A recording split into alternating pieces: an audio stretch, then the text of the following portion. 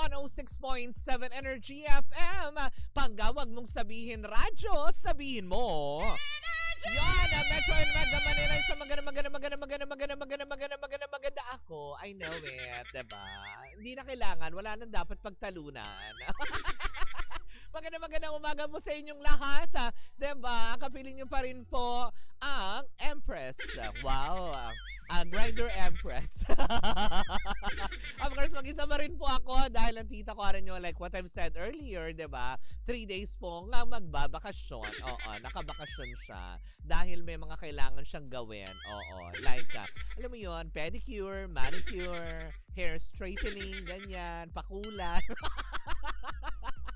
Hoy, pero bago ako tuluyan magtungo sa ating portion kung saan mamimigay tayo ng bonggang premyo mula sa Bingo Plus. Abay, nanyayahan ko po kayong lahat dahil eto na. Get ready for the ultimate sustainability event of the year. Diba? Nations Builder and Muslim Award proudly present the #1 Sustainability Festival in Asia. Join us on March 21, 2025, 4 p.m. at Okada, Manila for an inspiring celebration of innovation, sustainability, and social responsibility. Ang taray, oh. English ang lola. Engage with trailblazers in the field, explore groundbreaking solution, and become part of the global movement for a more sustainability world. Ang taray! Kinaya ko yan. Kaya for tickets inquiry, message their Facebook page, Nations Builders and Muslim Awards. All call their mobile number at 0968-858-1982 or their landline or 8280-2965. See you there at the #1 Sustainability Festival. Tandaan nyo yan na March 21 in Okada, Maynila. Maynila! Nakakaloka! Ang ganda na ng pagkakaano, tapos biglang Okada, Maynila. Ang taray nun. Pero tama naman, nakakapalakpak. O yan, nakakaloka. Yan. So, anyways mga panggana ko, eto na, magtungo na tayo dahil mamimigay tayo ng pabuenas para sa ating mga pangga, para sa ating pangga Bingo Plus Panalo. At diyan sa atin ang Bingo Plus, Bingo sa saya plus sa panalo. Kaya eto na, tutukan mo na at eto na ang portion ng Pangga Bingo Plus Panalo! Oh, diba? Mamimigay na naman tayo ng 500 pesos. Ganun-ganun lang talaga, diba? Wala, wala yun. Walang-wala, malita bagay. 500 pesos? Wala, diba? Gusto lang namin masaya kayo. At kung siswertehin kayo, dadagdagan pa natin yan ng another 500 pesos online. Kung kayo ang siswertehin manalo, 1,000 pesos? Wala yan. Wala. Malita bagay yan para sa Bingo Plus, diba? Siyempre, pasasalamat na rin po ng Bingo Plus sa lahat ng ating mga players na patuloy na tumatangkilik, 'di ba? Sa ating mga laro tulad ng Pinoy Drop Ball, 'di ba? Sa pula sa puti, ang mga scatter games na ini-enjoy nating lahat. Pero ngayong araw na ito, maglalaro tayo ng Pinoy Drop Ball kung saan kailangan yung titigan. Tandaan, ang lucky card para sa programang Baklitas dahil kahapon, 'di ba? In fairness, Baklitas, 'di ba? Programang Baklitas kagabi. 'Di ba sa programa ni Kuya Chico, pag-ikot dun sa ruleta na tapat sa programa ng Baklitas. Kaya malay mo sa Baklitas ulit yan huminto mamayang gabi. Kaya eto na, ilaglag na natin ang bola sa ating Pinoy Drop Ball para malaman natin kung ano nga ba lucky card for the day ang makukuha ng programang Baklitas. Girl, ihulog na. Talbog ay huminto na siya. Ay, yan pa din, o diba? Ang hilig niya sa king, o diba? Ang hilig talaga sa yung bola umaayon sa akin. Ang gusto sa lalaki. Gusto talaga sa lalaki din.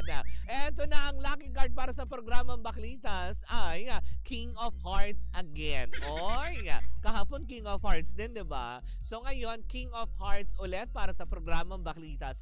Wala kayong mga pwedeng gawin kung hindi tandaan lamang yan at pakinggang maigi dahil mamayang gabi antayin nyo lang po ang Hudyat ni Kuya Chico kung saan at kailan ka pwedeng tumawag.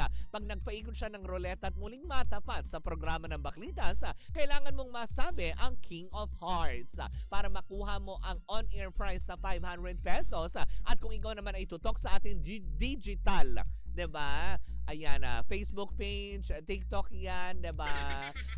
Pwede mong makuha ang additional 500 pesos for a total of 1,000 pesos. Walang-wala. Sabi ko naman sa inyo, 'diba? Maliit na bagay yung 1,000 pesos. Wala yan. Gusto lang namin maging masaya kayo, kaya namimigay tayo ng papremyo.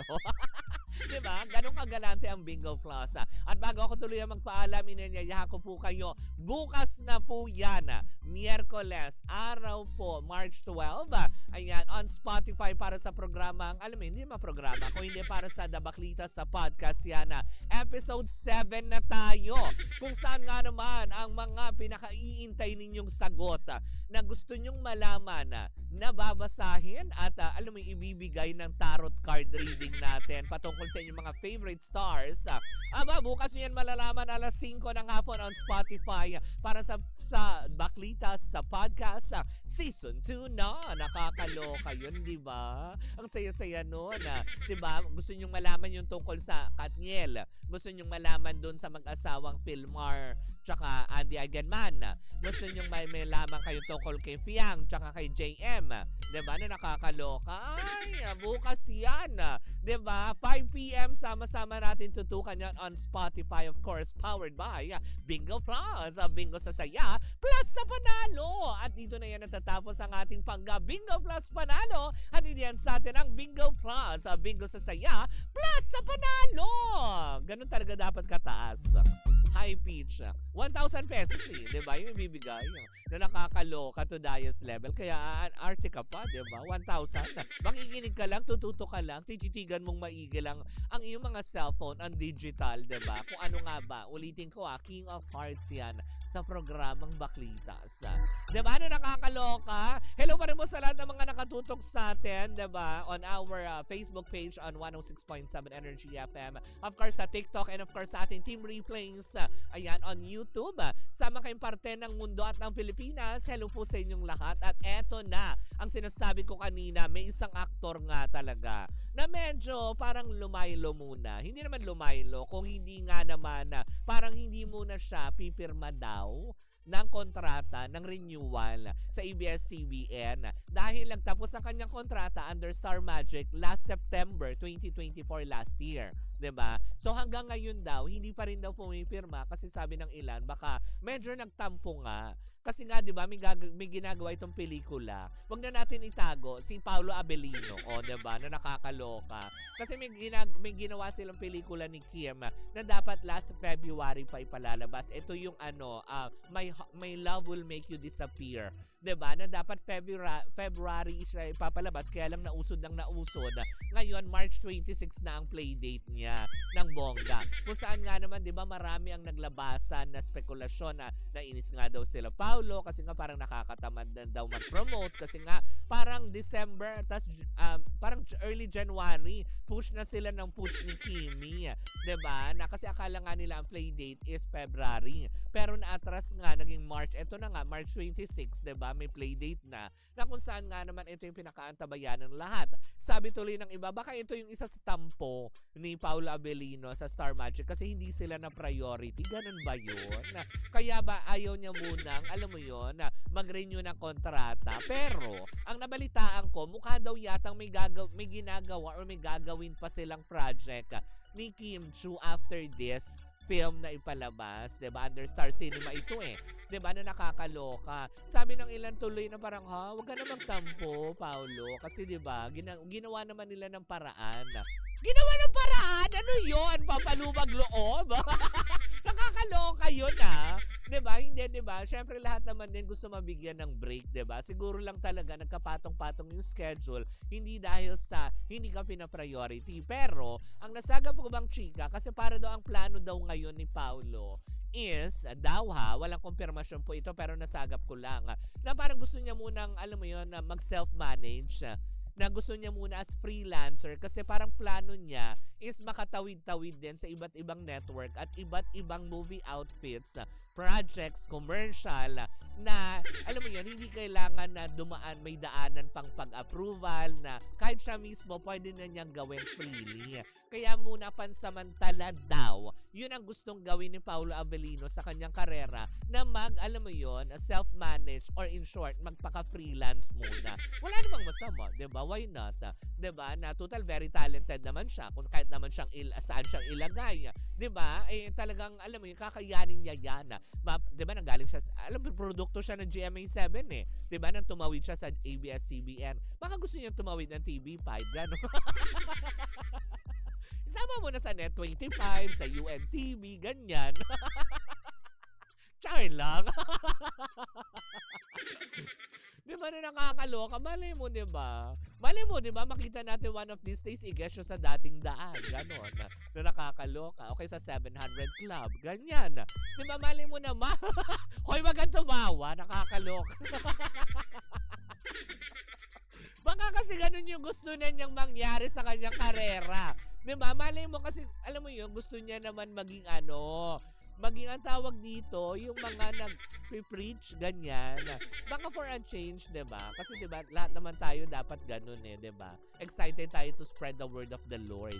Diba? Sa ating mga kapwa. Baka ganun naman na yung gusto niyang gawin sa buhay niya.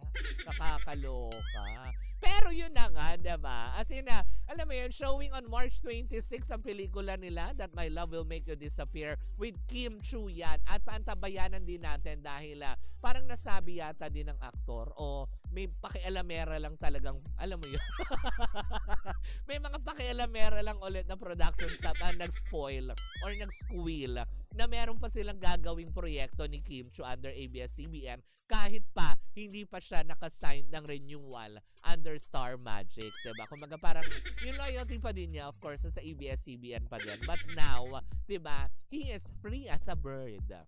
Oh, where's the bird? Diba? Uy, diba may pelikula si Paolo Avellino, yung nakita din ang kanyang Tweety Bird. Diba? Sarap